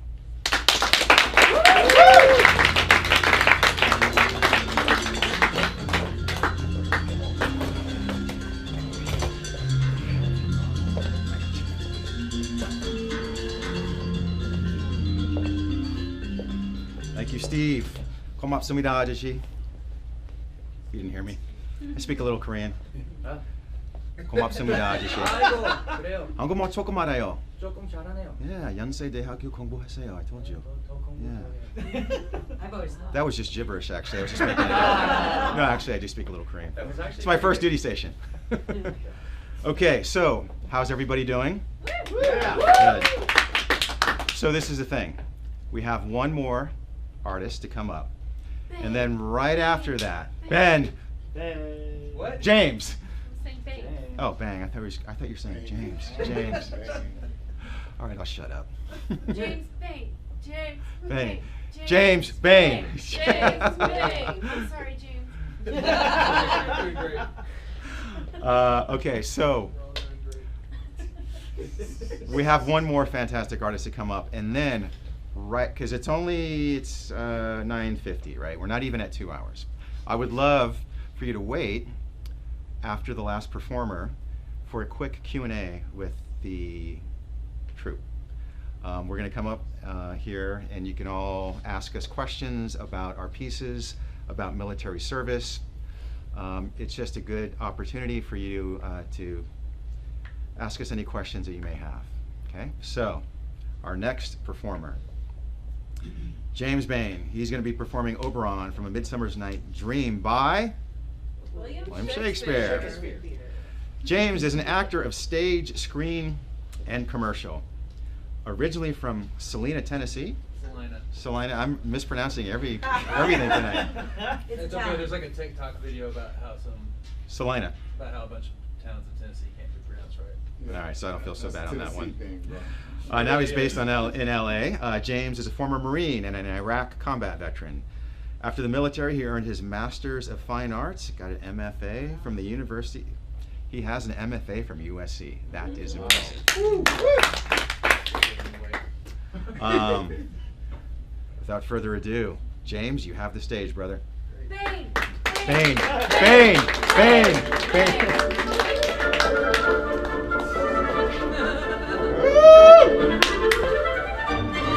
Where's this fucking music coming from? My gentle puck, come hither. My gentle puck, come hither. Where the fuck are you? Thou rememberest? Once I sat upon a promontory and heard a mermaid on a dolphin's back uttering such beautiful and harmonious sound that the rude sea grew civil at her tongue and certain stars shot madly from their spheres at the sea maid's music. That very time I saw, but thou could not, sucker, flying between the earth and the cold moon, Cupid, all armed, and a certain aim he took at a fair vestal throned by the west, and loosed his love shaft smartly from his bow as if it should pierce 100,000, not you, hearts.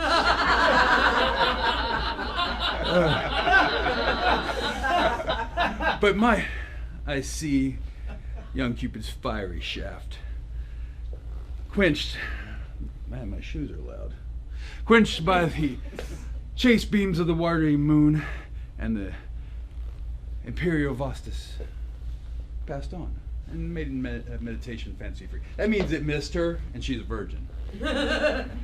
Yet marked I where the bolt of Cupid fell. It fell upon a little western flower, an average sized western flower, before milk white and eye purple with love's wound, and the maidens call it love in idleness.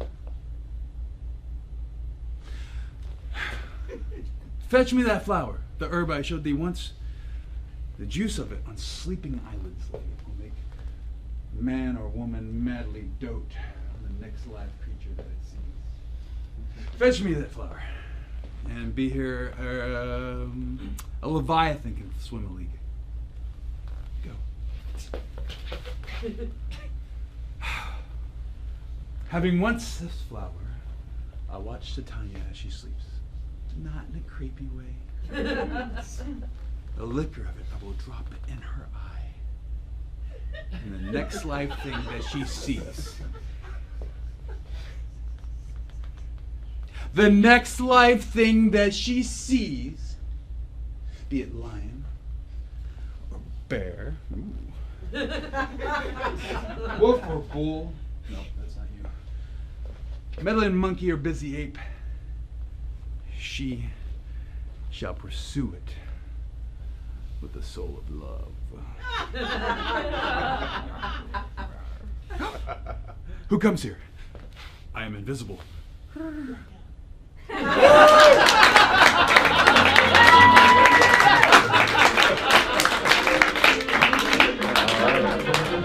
Chairs, chairs.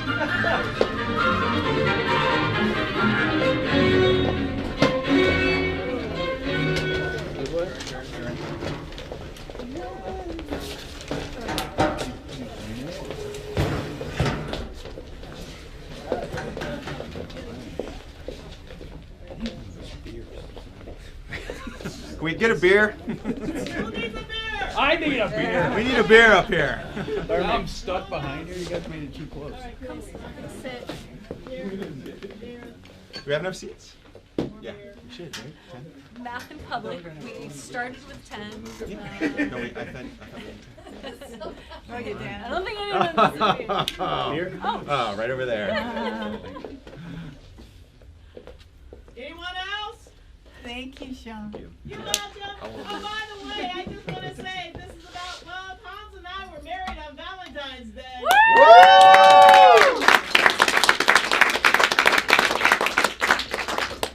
I'll just leave that out. All right, everyone. Thanks for coming tonight. I hope you enjoyed the show. Let's hear it one more time for our artist.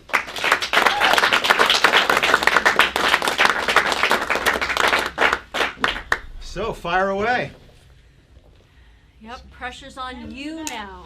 Pressure's Sky's on the you. limit. It'll be awkward if you don't think of any. So Ask us about the mission of the company, about what the work that we do, about something about tonight, or anything about us. Emily. You can always rely on me to ask questions. That's right.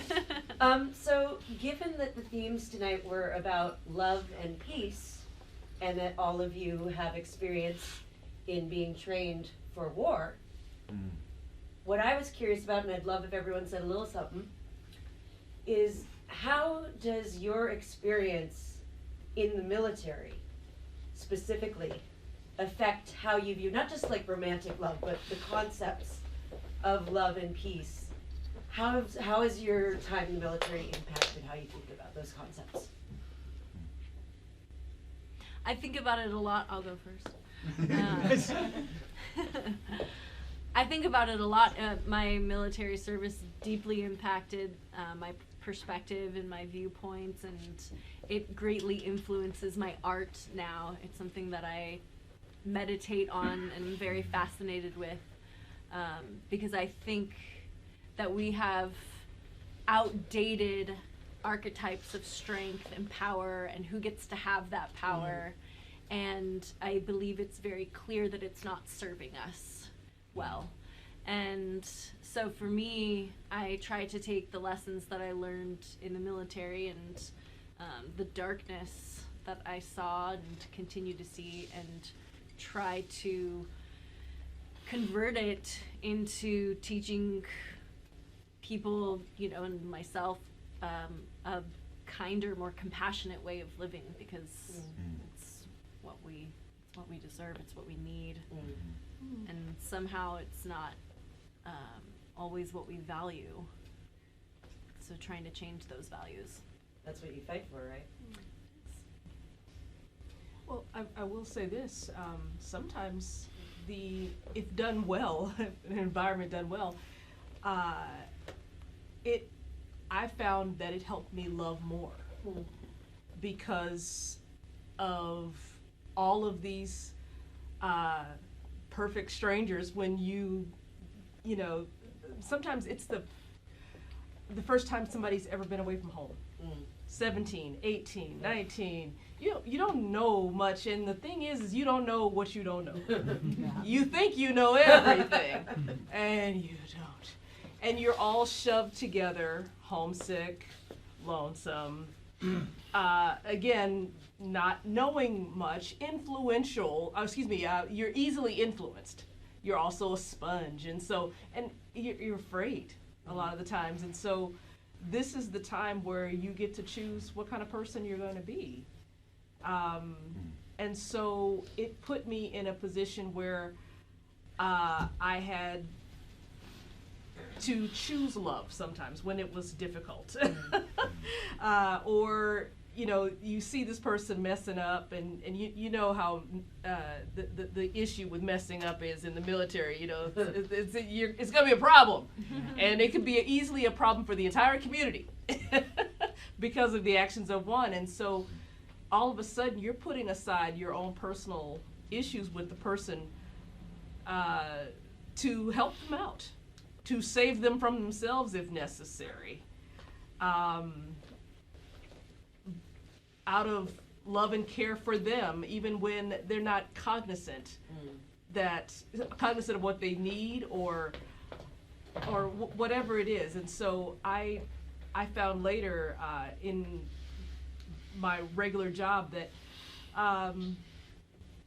my desk would be the place where people would come to talk, to be heard, to cry.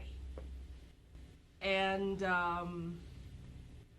that takes a lot of love to lend an ear like that. And so I can definitely say it was, in my experience, it gave me an opportunity to love, to grow, and to mature in being someone who loves and who gives. It was, to touch on that, I felt like, it's funny you say that, the coming into the military at like a young age, 17 or 18, I actually remember having somebody say to me, "You're afraid of your own shadow." And I had to learn how to understand what that meant and also grow and love myself. And the military did give me that over time, even though when they asked me, "Are you going to sign up?" I said, "Hell no." but I'm glad I got my time in, and I met people I still talk to today that have shaped me into who I am, and yeah, I know what you mean. So, yeah. Brenda. I was, thank you. I was very fortunate in my my Navy career that I got to travel quite a bit. And what was refreshing to see when you're talking about loving more is the commonalities we all have to love, to want to be loved. People have children, kids play with balls. It doesn't matter where you are in the world. We're so similar. And it was just, the bigotry and everything that goes on is so ridiculous and stupid, because there's so much more that we have in common. You know what I mean? And so seeing that in the world, it just gave me a universality of, we are the human race, right? We love each other. We're all connected. So that's how that helped me. I've been so captivated by the answers, I forgot what the question was. So the question was, and one thing you actually briefly touched on before too, when you were talking about Somalia and stuff. So, being in the military, you think about, violence, fighting, death, destruction. We're here to talk about love and peace. So how does your experience in the military inform your concepts of what love and peace are? And particularly, I'm curious about the kind of seeming conflicting ideas of, you're going to fight, to kill, right? But you were talking about how they were there actually really to protect. Yeah. And so, that's a great question. That dichotomy is interesting to me. Yeah, it's interesting I guess in the end there's no dichotomy, there's no conflict, because when you're at war, it's about survival. And you do things, frankly, out of the love for the guy or the gal next to you. Yeah. It's interesting. You go to war for whatever reason. Usually it's not a good one, and usually the war shouldn't happen. Yeah. So you go, we have an all-volunteer army, right? There's no draft. We're not conscripts. We all volunteer. And we do it on an act of faith that our government won't misuse us. And so when you go to war, all the politics and all the morality and all the debates and when you're there and people are trying to kill you, it just becomes about survival. But what motivates you to do things, what gets you through it, is the intense love you have for each other. Shakespeare wrote about it. We few, we happy few, we band of brothers. That's what he was speaking to. There's a bond because you become a family. And anyone here, you would do almost anything to protect your family, right? And so what we experience is just at a heightened level. But yeah, I would say that you really truly learn how to love another human being because you are in a situation where you're willing to give your life for them because of that bond and that love that you have. So it's, ironically, when you go to war, you're actually motivated by love, not hate. And I think, no veteran speaks for all veterans. I don't speak for all veterans. But there are certain common denominators, and I could say that probably most combat veterans would tell you that very thing.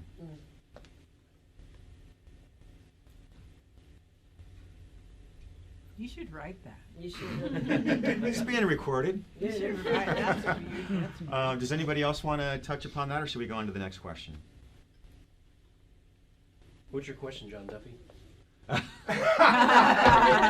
Thanks a lot, Tim. Is that John? Hey, total stranger. Hey, Total stranger. John. What's your question? Good to see you. I do. Hey, how you doing? I do have a question. You know, in where we are in Hollywood, everything's about film, or it tends to be, as opposed to theater like New York, where I came from. And so, for all of you to be involved in theater, why does that attract you in an environment that's not mainly about theater in LA, right? And yet you're all here performing theater, whether it's in this show or other shows. What's it that drives you to come to theater? Love of acting. Yeah, this is acting. This is storytelling. This is a live audience. And you get feedback right away. Yep. We all become one. No, he got a lot of feedback. They told him to get out. And your host is leaving. We all become one. Yeah. It's the audience and the story. We become one on a journey. You know, and it's a love fest. The more love the audience gives, the more love we give back. You know, and there is nothing to me that at the end of a show and people are inspired or educated, you know, there is such a love fest that I have. I don't want to say I'm yet to experience anywhere else, but it's. John, there's a connection that you're talking about. Exactly, and it's. I didn't have a name for it, but my friend over here, Mr. Dacascos, talks about the three circles of connection. And second circle is connecting visually with the people, making that contact, and that's what live theater is because you have that immediate connection. I mean, film, you know, you don't. You know, you have it with the crew and with your partner, but not with the audience who are watching you. So that's what draws me to it. As I said, that my wife Georgia, who's here tonight, she was saying, "Why are you nervous?" I go, "You know what? I haven't done live theater in a while. You know, I've done classes and things, but it's like live theater when you come out, and, you know, people either." You know, they may politely applaud, or you know, you affect somebody, they were affected by what you did, and they're like, wow, you know, and so that's why I do it. It's I always say I'm lucky because military taught me so many things, but it brought me to what I'm doing now as an actor. I never would have done this. I had no idea I was going to do it, but yeah, the connection with the audience. For live theater, there's nothing like that. And it's you know, with your fellow thespians, you know. It's also not broken up like it's in film. You get to really experience the journey of the character, and it's just one take. You have, and you just have to live in that moment. It can be scarier in that way, but it can be so much more enlightening. Yeah, because if you fuck up, there's no take two.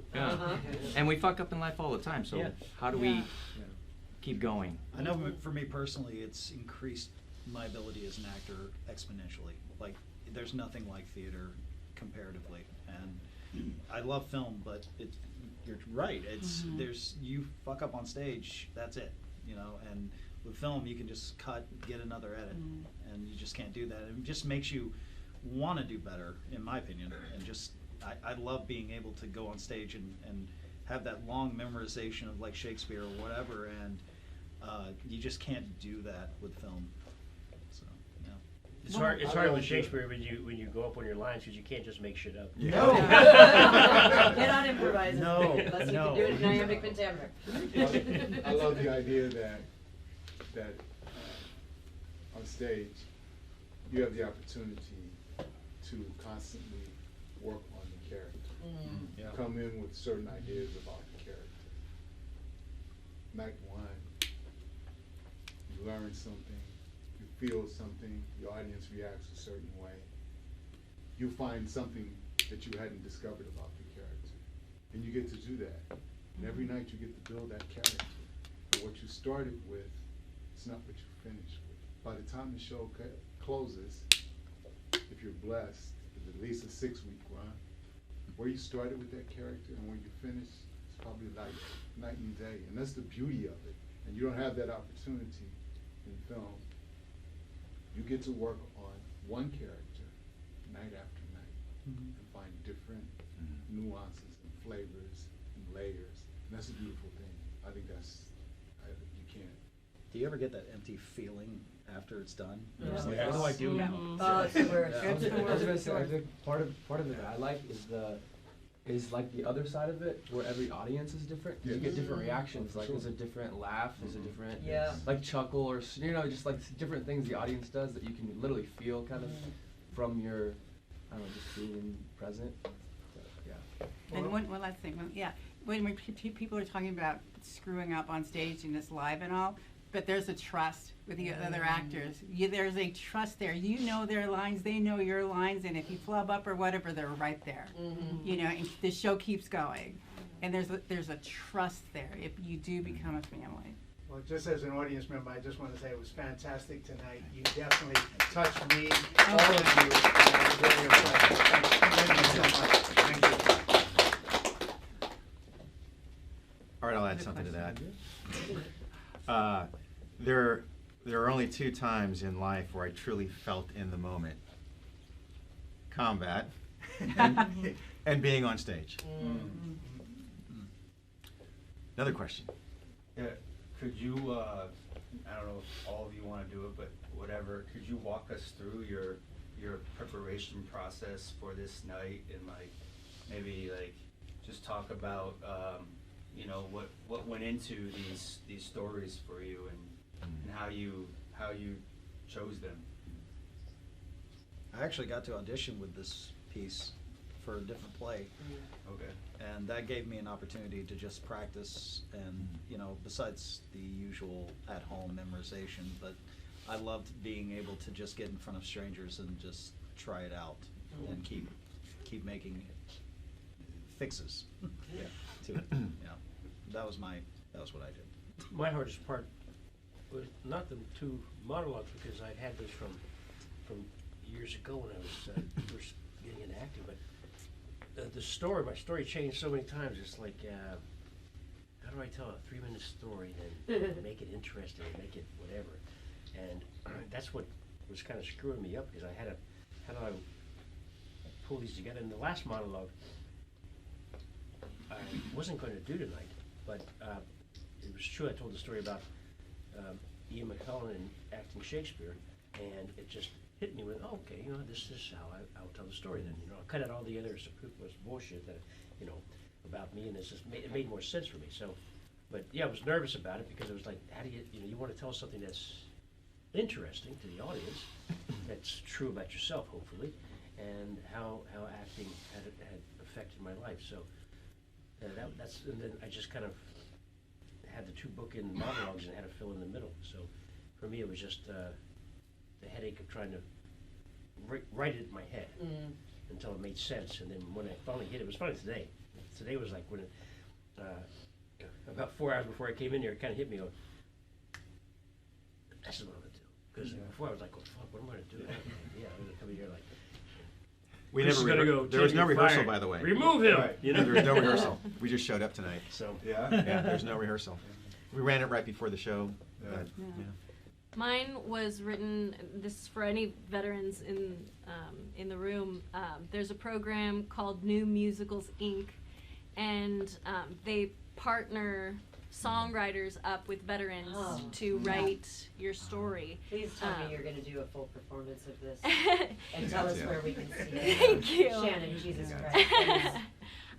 Mind blown. I've been wanting to do a full, you know, hour-long one-woman show, and it was so cool getting to work with my songwriter, because she helped find so many amazing parts of my story. And when they created the program, they don't actually let the veterans perform the pieces, so that they're performed by civilians for a web series and then at Hollywood Fringe. So tonight was the first night I actually got to perform it myself. You've got to do that in a space, girl. Thank you. It was nice Mind to blown. be in a safe room. Oh, gorgeous. Please let everyone know where we can see it when you're doing it, for real, because Oh my God. At the SWAT Theater. Yes. Make it happen, please. Thank you. That's encouraging. Yeah. You have something very, very unique and special there, Shannon. Let the Thank world you. see it, please. Thank you so much. I say it was quite inspiring. Yeah, honestly, I was because so nice. I haven't Thank you. done musical theater much. I did some auditions, but I've lately been delving into that, and that seeing you perform just got me so excited to get into that. Oh, Thank it's you. amazing. Amazing. Thank you. Really. Friggin' love musical theater. And you're amazing. Both, at it. both of you, just wonderful performances. Thank you. Yeah, put that out in the world. That's special. Thank you. One of the things in acting, there's so many, there's different roads to get to the top of the hill in preparation. And when Chris was talking about love and peace, I had just seen Idina Menzel's documentary. I don't know if you've seen it. Yeah. Which way Idina is the Menzel. stage? Idina Menzel. That's what I said, Idina Menzel. That's what I said. And she talked about Jonathan Larson, and I don't know if you saw the movie, Tick Tick Boom. Yeah, about Jonathan Larson. Oh, yeah. Yeah, pretty intense story. But I don't have a Jonathan Larson in my life, waiting, for somebody. So for my substitution for that was my faith in Jesus, somebody who believes in me, sees something in me, and was preaching love. So using that because I'm not Idina Menzel, what is it about something, so that it was whatever substitution you can use to make it real for me, and that's what I used for that. So that helped me.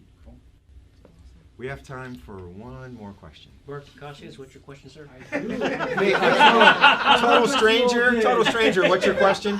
Thank you for sharing, your talents with us tonight. I really, really loved it.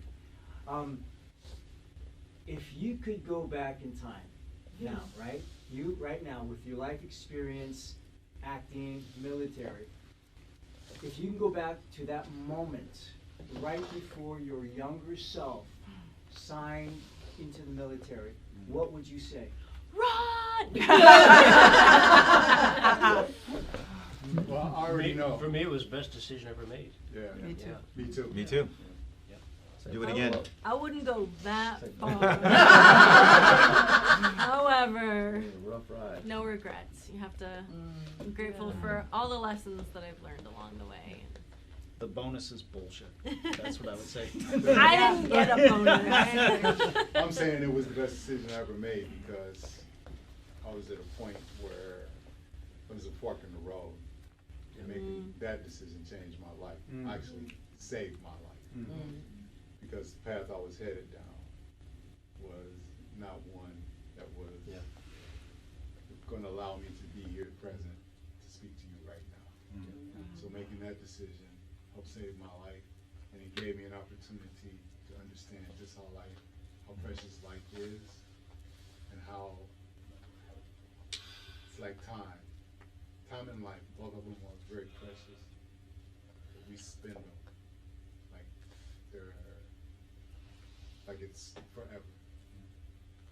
But yeah, it saved my life.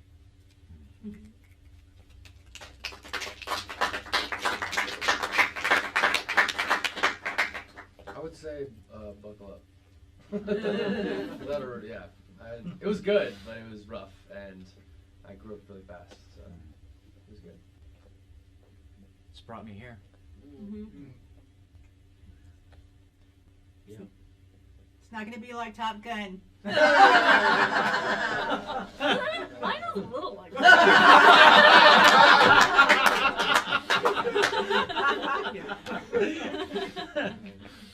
All right. Well, I can't thank all of you enough for sharing your souls with us tonight. And I want to thank all of you because you never know what you're going to get when you show up to live theater. You were a lovely audience. And I thank you so much.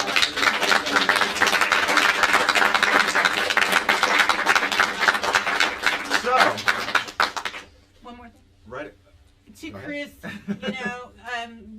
this last month was our first month doing this, and then this week, or for this month, he said the theme was love and peace. And for someone, it was, I don't know, Chris, I have grown to, I've always admired you, but the whole thing about Warriors for Peace, bringing love and unity tonight, to spread love and unity, and just being our leader for this is. Thank you. And a superhuman being. And he means it, and he's getting ready to embark on a humanitarian talk, to talk with like members of our government and the press to continue to fight for peace in Ukraine. And I mean, he backs up all of God bless you. Talk about somebody who embodies the idea of what you were talking about even after you leave the military, how it develops this. Talk about fighting for love and peace. The work that, if you all don't know, this man has been doing, putting his life on the line, getting paramedic training, especially to go help people in Ukraine. I don't know anyone else who would do what you did, and seeing you all and how you give back to your communities even after you've served as a civilian is so incredibly inspiring. So thank you. Thank you. Thank you to the